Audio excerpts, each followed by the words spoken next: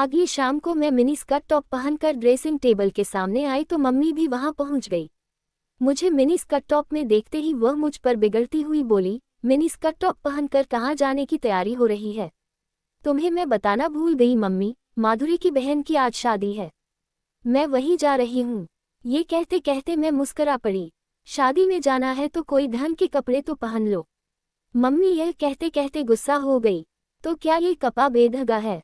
तुम भी मम्मी हद करती हो। मैं तो इसे ही पहन कर जाऊंगी। मैंने झिड़कते हुए जवाब दिया। न जाने तुम्हें समझ कब आएगी। तुम्हारे इतने मोटे मोटे जांघ मिनीस्कर्ट से झांक रहे हैं। कोई देखेगा तो क्या सोचेगा? क्या तुम अपनी टांगों का प्रदर्शन करने जा रही हो? मम्मी के ये कहते ही मेरा मूड खराब हो गया। मैं उसे आंखें दिखाते हुए बोली, कोई देखेगा तो अपनी आंखों से ही न मुझे लूट या खा तो नहीं लेगा। मैं अगर सच बोल दूंगी तो। मैं ये कहते कहते अचानक ही चुप हो गई। मैंने देखा, मम्मी का चेहरा सफ़ेद पड़ गया था। उसके चेहरे पर फैला गुस्सा सिमटकर गायब हो गया था। वह नर्म पड़ते हुए बोली, तुम तो बेवजह ही नाराज हो गई बेटी। मम्मी एकदम से ही बदल गईं। मैं चुपचाप दरवाजे से बाहर हो गई। रास्ते भर में यही सोचती रही, इंसान की कमजोरी जब उजागर हो जाती है तो वह कितना निर्बल पड़ जाता है। अपनी संतान से भी हर पल दबकर रहने लगता है। मम्मी की स्थिति कुछ ऐसी ही है। मम्मी की ही क्यों, जिनके भी भेद खुल जाते हैं उनकी स्थिति ऐसी ही हो जाती है। वे दब्बू और कमजोर बन जाते हैं। तभी माधुरी का घर आ गया। दरवाजे पर ही देवगन खड़ा था। मैं सहम कर खड़ी हो गई। देवगन के छेड़ने छाने की आदत से मैं काफी डर गई थी। इतने में ही वह हंसकर बोला, आज तुम्हें नहीं छेड़ूंगा। वह भला क्यों? तुम इतने शरीफ कब से बन गए? मैं ये कहती हुई दरवाजे में आई तो बिजली की रोशनी में मेरा ही नहीं, उसका भी चेहरा दमक उठा। देवगन मेरे हाथों को सहलाते हुए बोला, तुम्हें छेड़कर मुझे तुम्हें खोना है क्या? मैं अचानक ही मुस्कुरा पड़ी। मर्दानी बाहों के स्पर्श का लाजवाब स्वाद तो मैं कब का चख चुकी थी। देवगन के हाथों का स्पर्श पाते ही मैं भीतर ही भीतर से हर उठी। देवगन को शायद मेरी मनस्थिति का अनुमान नहीं था। तभी माधुरी कुछ दूर खड़ी नजर आई। मैं उससे अपना हाथ छुड़ाकर वहां चली गई जहां माधुरी खड़ी थी। मुझे देखते ही माधुरी चहक पड़ी। मैंने तो सोचा था कि तू आएगी ही नहीं। इसी बीच उसकी मां ने उसको आवाज देकर अपने पास बुला लिया। मैं वहां से सीधे ड्राइंग रूम में आ गई। फिर अचानक ही मेरे दिमाग में आया कि क्यों ना मैं नाखून पॉलिश कर लूं। सामने ही ड्रेसिंग टेबल पर नाखून पॉलिश की शीशी रखी हुई थी। मैं ड्रेसिंग टेबल की ओर बढ़ गई। तभी मेरी एक हल्की सी चीख निकल गई। न जाने देवगन वहां अचानक कहां से प्रकट हो गया। वह मेरी चीख सुनकर काफी घबराया हुआ था। जब बात उसकी समझ में नहीं आई तो वह बोला, क्या हुआ? मेरे पाँव में शीशे का टुकड़ा चुभ गया था। देखते ही देखते खून से मेरा पाँव लथपथ हो गया। देवगन गुस्से से बड़बड़ाया, ये माधुरी की बच्ची पागल हो गई है। कांच का गिलास भी तोड़ गई और यूं ही छोड़ भी गई। ये कहते कहते उसने मुझे अपनी गोद में उठाकर पलंग पर बैठा दिया और रुई में डिटॉल लेकर जहां कांच चुभा था वहां रुई का फाहा रख दिया। कांच मामूली ही चुभा था। मैं सोचने लगी, क्या देवगन मुझे उतनी ही खुशी दे सकता है जितना उस युवक ने उस रात दिया था? वैसे देवगन मुझ पर मुग्ध तो है। तभी देवगन बोला, ठहरो, मैं तुम्हारे लिए चाय लेकर आता हूँ। वह हवा की तरह गया और एक कप चाय लेकर आ गया। मैं बरबस ही हंस पड़ी। तुम्हारी चाय कहाँ है? यही कहीं है। तुम पहले आधी चाय पी तो लो। आधी चाय? क्या तुम झूठी चाय पियोगे? मैं आश्चर्य से बोली, क्यों? मैं तुम्हारी झूठी चाय नहीं पी सकता। एक दूसरे का झूठा खाने पीने से ही तो आपस की शर्म झिझक कम होती है। काजोल, मैं तुम्हें बहुत ही पसंद करता हूँ। मैं मन ही मन मुस्कुराए ही नहीं, इतरा भी उठी। तुम मुझसे कितना प्यार करते हो ये तो मुझे नहीं मालूम, लेकिन ये तो पता ही है कि तुम मेरी देह के आशिक हो और मैं भी तुम्हारे पुरुष देहयष्टि की दीवानी हूँ। तुम मेरे जीवन में आने वाले दूसरे पुरुष होगे। मुझे देखना है तुम्हारी मर्दानी बाहों में कितना आनंद है, कितना नयापन है और कितना एक स्त्री को खुश करने का जादू है। इसी दौरान देवगन मुझे लूट लेने वाली निगाहों से घूरता हुआ बोला, काजोल, चाय तो पियो, ठंडी हो रही है। मैं मंद मंद मुस्कुराती हुई चाय पीने लगी। अभी मैंने ने आधी चाय ही पी थी कि उसने मेरे हाथ से कप छीन लिया और बोला, तुम्हारे होंठों का स्पर्श पाकर चाय कितनी स्वादिष्ट हो गई है।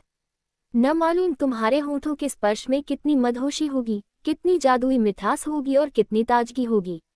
मैं आश्चर्य से उसे देख रही थी। वह चाय की चुस्कियां बड़े मजे से ले रहा था। तभी बारात आने का शोर हुआ। मैं पलंग से उठकर विवाह मंडप की ओर बढ़ गई। इसके दूसरे दिन तड़के मेरी आंख खुली तो आंखों के सामने अनायास ही देवगन नाच गया।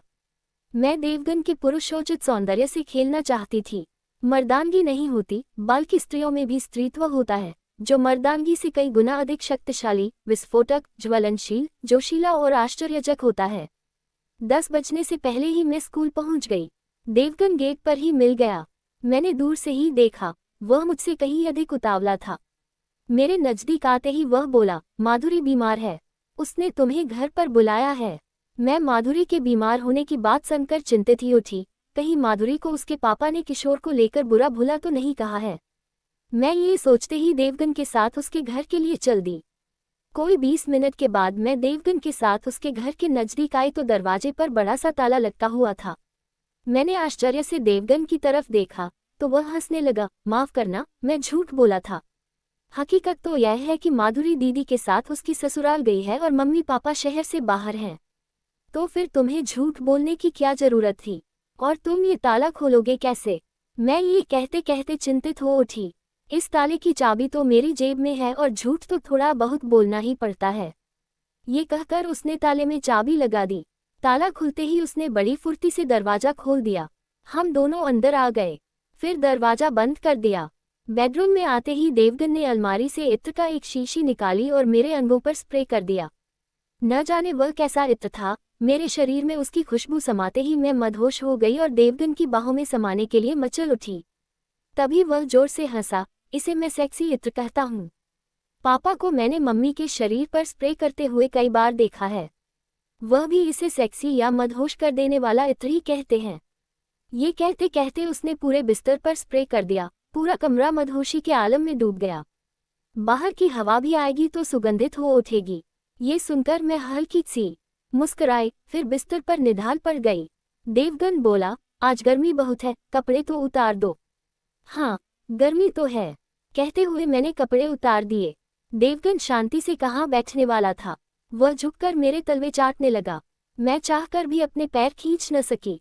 शुरू में तो बड़ा ही अजीब सा लगा, लेकिन धीरे धीरे मुझे अच्छा लगने लगा। मैं बुदबुदाई, कहने को तो पुरुष कहते हैं कि स्त्रियां मर्दों के पांवों की धूल है, पर क्या वे झूठ नहीं बोलते हैं?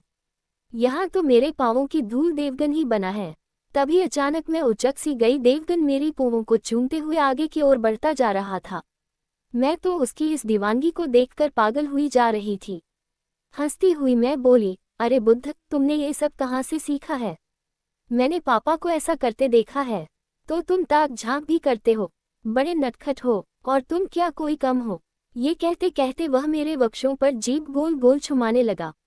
मैं एक अजीब सी पीड़ा से सीतकार उठी और उछल कर उसे अपनी बाहों में भींच लिया। वास्तव में ही तुम इस कला के पारखी हो, काफी मर्मज्ञ हो। मैं ये कहते कहते उसकी रोएंदार छाती को होंठों से सहलाने लगी। अब उछलने की बारी उसकी थी। वह जोर से मुझ पर उछला और मेरी छाती को दांतों में लेकर गुदगुदाने लगा।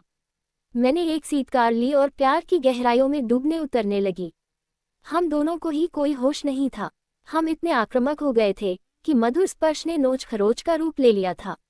इस घात प्रतिघात में भी एक आनंद था। मेरे संपूर्ण बदन में फैली पड़ी गुदगुदी को नोच खरोंच की क्रियाएं ही काबू में रखी हुई थी। तभी देवगन अचानक शांत पड़ गया। मैं तो पहले से ही निढाल पड़ गई थी।